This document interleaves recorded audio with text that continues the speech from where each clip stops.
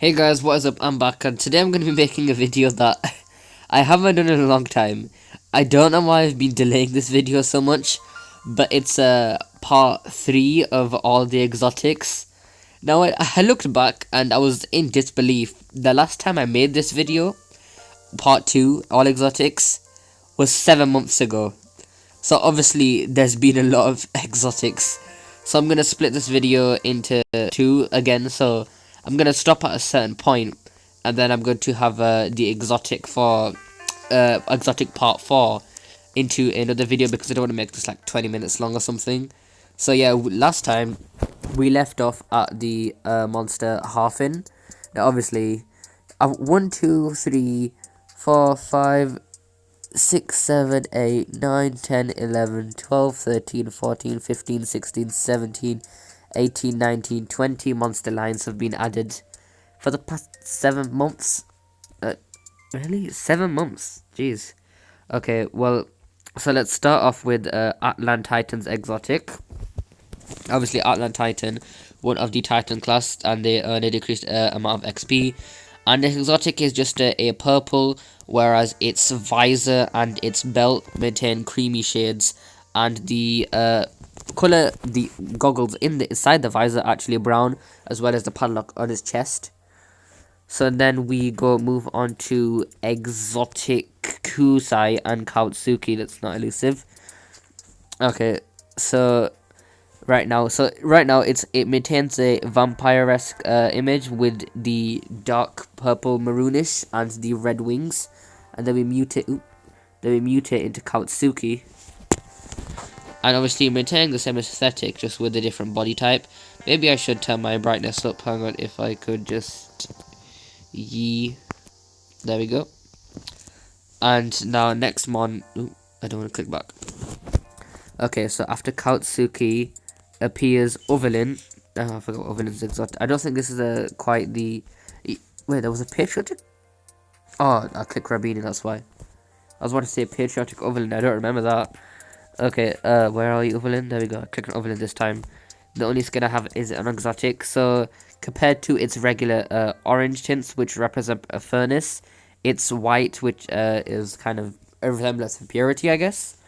And I think the smoke changes as well to a brighter color. And now this is where now the visor has purple ovals inside of it. And now we move on to Govin. It does maintain the purple visor, I think. Obviously, yeah. And the particles are the same white shade as the rest of them. Now we move on to Robini, I believe. Now I don't know why Robini's exotic color scheme makes me think Robini is part of a mafia.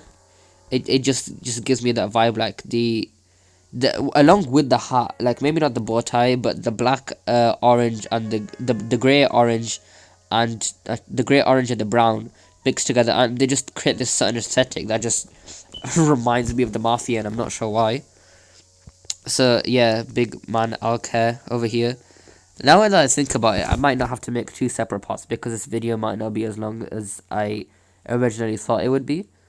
Okay, so now I move on to exotic Tadpole, and now instead of being blue, it's actually green, as you can see, with its body being dark green, its underbelly being light green, and I forgot what's the top of his head, but it's light green as well. Then we move on to Amphibian as well, having a more turquoise underbelly and turquoise fin at the top of his head, along with its along with its hands and feet, toes. So yeah, that's exotic Tadpole and Amphibian. Now what's after them? This would be Chromite. Is this? Yeah, this is exotic. Elusive's blue and white. Okay, so yeah, it looks. I'm not sure what to comment on this. It's white, it's got the grey spikes, and it has the green cheek sacs. Then next, I believe, is Carapinch. I really hope I don't have a specific skin on for it because I don't want to show that. Okay. Yeah, so this is actually. I actually quite like this exotic because it's very Scorpion-esque, and it does quite remind me of Scorpion, along with it's got black and the gold outlines around it, as well as the purple body. The aesthetic just goes really well together, and I can't wait for Carapinch and Chromite to get their mutations. So next after Carapinch, we do have Hedgehog. Now Hedgehog's exotic is just a plain white, but the white does go quite well. I think does the visor color. Yeah, the visor color changes from red to black, and there is just running in action. I think it's Daladoodle next, I believe. Now let's check Daladoodle. Yeah, okay, so your exotic. Okay, instead of like the yellow, pink and blue, we have a purple and pink. Well, yeah, purple, blue, and pink aesthetic, which it obviously fits with Daladoodle's theme. I guess the original one it does as well, but I guess it just looks better. So next, Sakura. Yeah.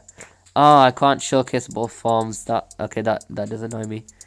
I have to wait for Kitsakura's forms. God damn it. Okay, well, the exotic Kitsakura is a nice purple compared to its pre-evolution preferred to its normal skin color, which is a reddish pinkish, I believe. And right now, I can only manage a Izune Violet. I forgot what the difference in their exotics is. I think they're just brighter shades. When it gets to daytime, I'll showcase this. There needs to be a move in which that changes the day and night cycle. But next we have, where is it? What's after Izune? Oh, it's Flyden. Okay, is this Flyden? No, this is Cyan. Okay. So exotic Flyden starting off is red compared to its normal yellow color. Then we may evolve into exotic Pixby. Obviously, it's gonna maintain the red. And yeah, so its body's red, and it looks quite good with the red highlights on both sides because it has the kind of neon aesthetic. Now, where are we going with this after? Oh, okay, we have Clover now. Okay, I've never actually seen Clover's exotic.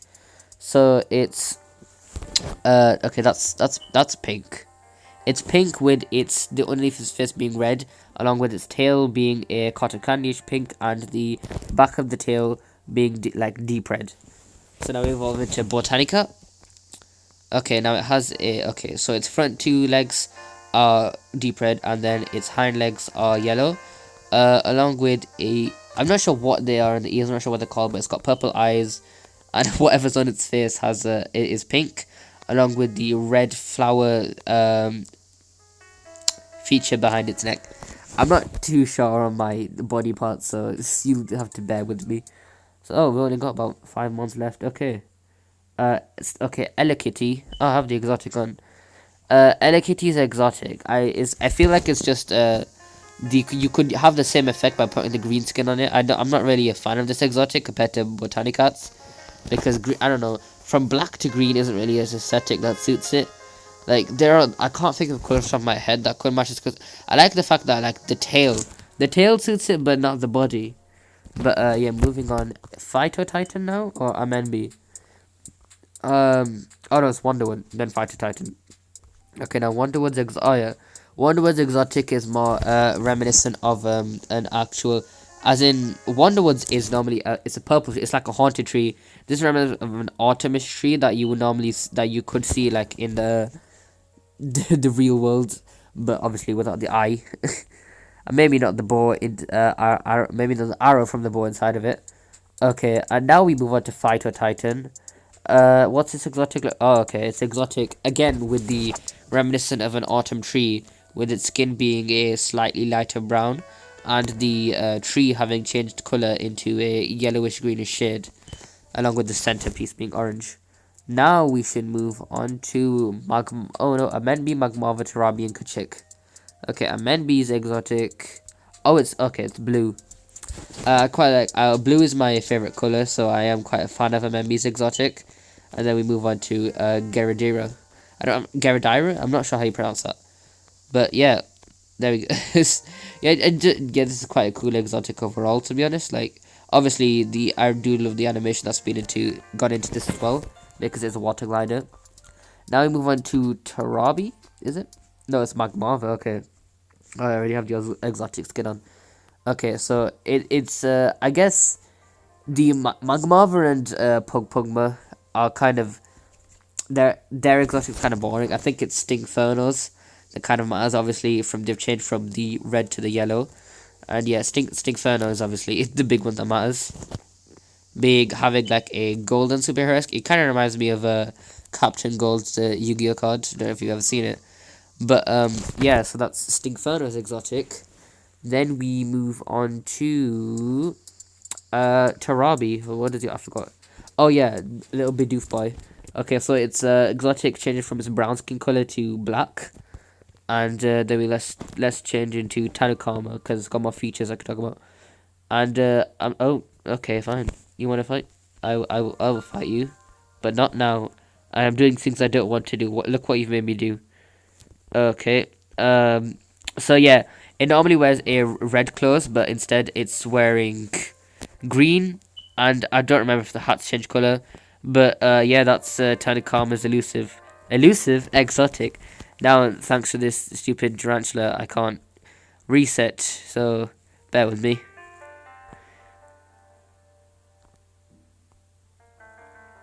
That was very awkward because I could have paused, but then I was deciding not to and having an I was just deciding not to and then deciding to it. Okay, so okay, now we have Kachik's exotic.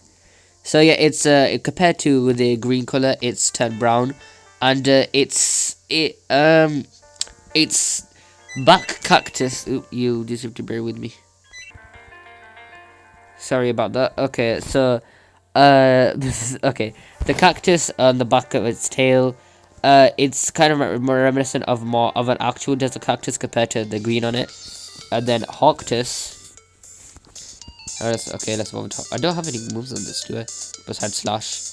Yeah, so its eyes are a nice blue. And look at that last exotic on the dick. And I quite like it because it does remind me of a vulture.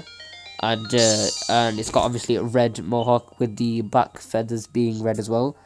And yeah, so that's it for the exotics part 3. It's only 12 minutes, which isn't too long, so I won't have split into 4 parts. So yeah, give you another 7 months and you haven't done one of these. See ya.